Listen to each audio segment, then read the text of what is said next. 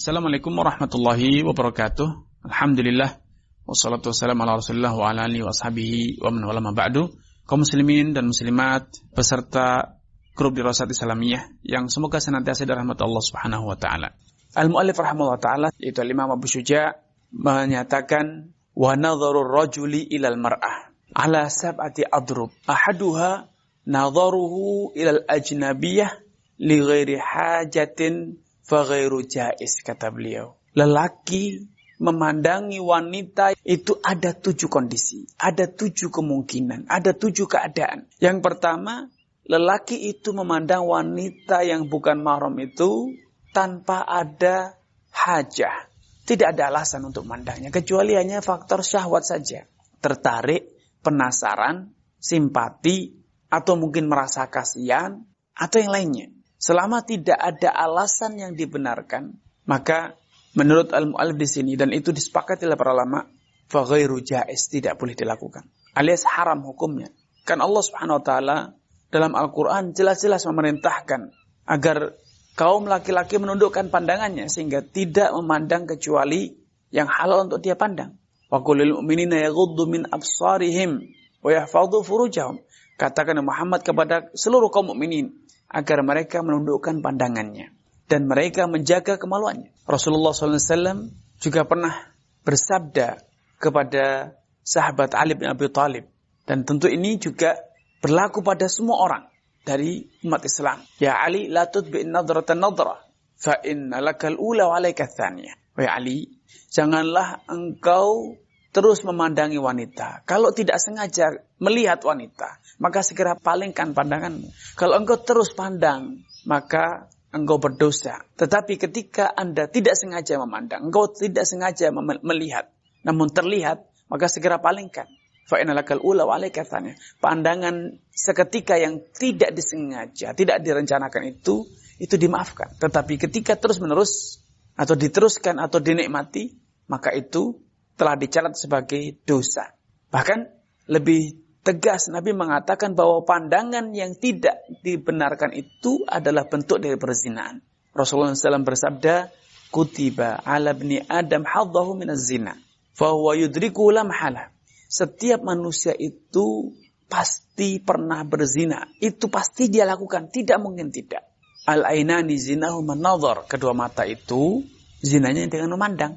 Karena memang secara de facto perzinahan yang terjadi di masyarakat diawali dengan pandangan-pandangan liar. Pandangan yang dituruti tidak dikendalikan. Kemudian dari pandangan berlanjut kepada omongan, janji, kenalan. Kenalan berlanjut kepada bersentuhan. Wal yadan zinahumal batsh, kata Nabi. Kedua tangan itu zinanya dengan menggenggam, menyentuh, meraba. Wal rijlan zinahumal khuta atau al-mashi. Kedua kaki zinanya dengan cara melangkah, mendekat, yang semula jauh kemudian menjadi dekat dengan wanita non mahram.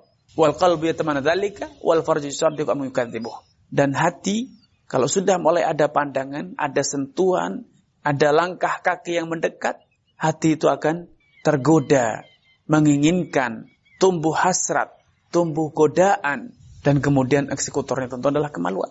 Karenanya kalau tidak ada perlunya, tidak ada alasan yang dibenarkan, maka tundukkan pandangan Anda.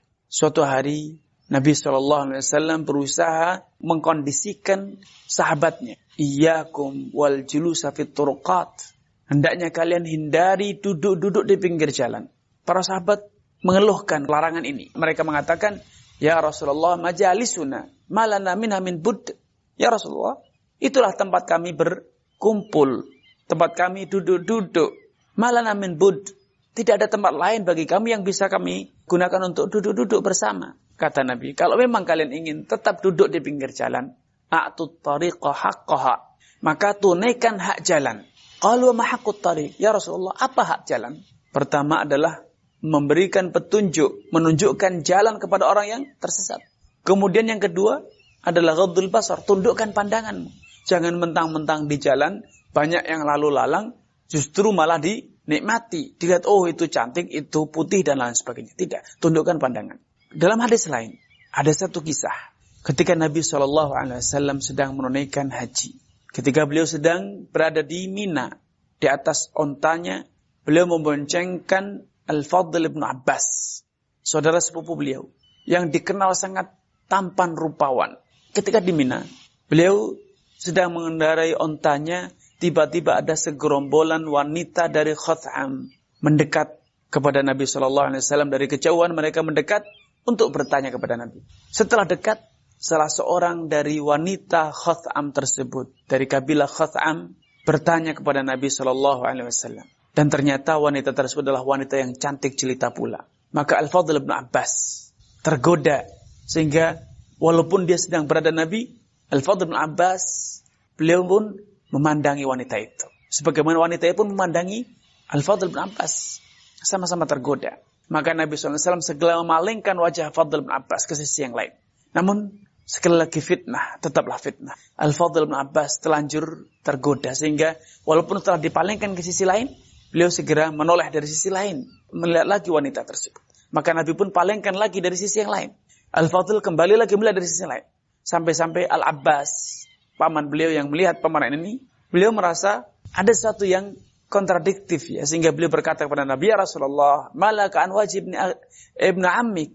Ya Rasulullah, apa yang kau lakukan dengan wajah saudara sepupumu? Maka Nabi SAW menjelaskan fakta yang sedang terjadi itu. Dan apa yang beliau lakukan? Ra'aitu syaban, aku melihat seorang pemuda dan seorang pemudi wanita yang mereka sedang tergoda. Maka Nabi SAW memalingkan pandangannya. Karena kalau dibiarkan itu akan menjadi pintu yang terbuka lebar, lubang atau celah yang menganga yang bisa menjerumuskan keduanya dalam perbuatan zina. Karenanya memandang lawan jenis tanpa alasan yang dibenarkan itu diharamkan. Ada kewajiban bagi laki-laki untuk menundukkan pandangan. Sebagaimana bagi wanita pun demikian. Wa qulil mu'minat yaghdudna min absarihin. Dan katakan kepada kaum wanita agar mereka menundukkan pandangannya. Jadi hukum ini bukan hanya berlaku pada laki-laki, tapi juga berlaku pada kaum wanita. Wanita pun diperintahkan untuk menundukkan pandangan.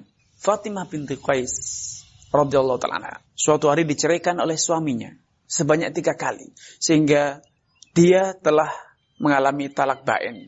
Tidak lagi bisa rujuk kepada suaminya. Maka Nabi SAW memerintahkan kepada Fatimah binti Qais untuk menjalani masa iddahnya atau masa istibra'nya di rumahnya salah seorang sahabat yang buta, Ibnu Ummi Maktum, Abdullah Ibnu Ummi Maktum. Di lain kisah, Nabi SAW sedang bersama 2 orang istrinya. Kemudian datanglah Ibnu Ummi Maktum ke majelis Nabi SAW. Maka Nabi SAW segera memerintahkan kedua istrinya untuk menundukkan pandangan. Spontan keduanya berkata kepada Rasulullah SAW, "Ya Rasulullah, dia itu buta, tidak bisa melihat kami." Maka Nabi SAW bersabda kepada keduanya, "Afa'um yawani antuma?" Ya, dia buta. Tetapi apakah kalian berdua buta? 2 kisah ini menjadi petunjuk bahwa kaum wanita pun disyariatkan untuk menundukkan pandangan. Menurut sebagian ulama, hukum menundukkan pandangan bagi laki-laki dan bagi wanita itu sama. Alias, kalau tidak ada alasan yang urgen, dua-duanya haram untuk melihat lawan jenis. Namun sebagian ulama mengatakan bahwa wanita hukumnya sunnah muakkadah untuk menundukkan pandangan dan tidak sampai pada level wajib. Dasarnya apa? Dasarnya Nabi SAW mengizinkan kepada Fatimah binti Qais untuk menjalani masa iddah di rumahnya Abdullah ibnu Ummi Maktum dengan dalih Abdullah ibnu Maktum buta. Sehingga ada kemungkinan besar Fatimah melihat Abdullah ibnu Maktum, namun Abdullah ibnu Maktum tidak melihat kepada Fatimah. Ya. Namun demikian, pendalilan ini bila dikaji lebih lanjut kurang begitu kuat. Terlebih kalau kita menggunakan kaidah yustahabul khuruju minal khilaf bi fi'li makhtulifa fi wujubih wa tarki makhtulifa fi tahrimihi. Disyariatkan kita untuk menghindari perselisihan di kalangan para ulama. Hindarilah perselisihan yang terjadi, kontroversi yang terjadi di kalangan para ulama. Bagaimana caranya? Dengan melakukan semua hal yang diperselisihkan akan wajibnya dan menghindari semua hal yang diperselisihkan akan keharamannya. Makanya menundukkan pandangan itu sepakat ya, disyariatkan. Walaupun menurut sebagian ulama, bagi wanita tidak mengapa melihat lawan jenis selama ia melihat tidak diikuti dengan nafsu. Tapi kita semua juga sepakat, walaupun ada perbedaan, kita semua sepakat bahwa ceroboh dalam memandang lawan jenis dapat menjerumuskan, menyeret Anda dalam perbuatan zina. Bahkan sebagian ulama sejak dahulu kala telah berkata bahwa nadharu sahmun min sihami iblis al-masmu'ah. Pandangan itu adalah panahnya iblis yang telah dibubuhi oleh racun. Kalau orang terbiasa memandang, maka pandangan itu akan menjadikan, akan memanah hati dia, yang pada ujungnya nanti dia tidak kuasa lagi menolak hasrat untuk berhubungan atau berzina. Na'udzubillah. Karenanya saya wallahu ta'ala alam lebih cenderung untuk mengajak Anda semuanya, laki ataupun wanita, untuk menjaga pandangan. Jangan ceroboh, jangan gegabah memandang lawan jenis. Betapa banyak rumah tangga yang berantakan, perselingkuhan karena dari pandangan yang tidak dikendalikan. Baik suami ataupun istri, ataupun yang masih bujang.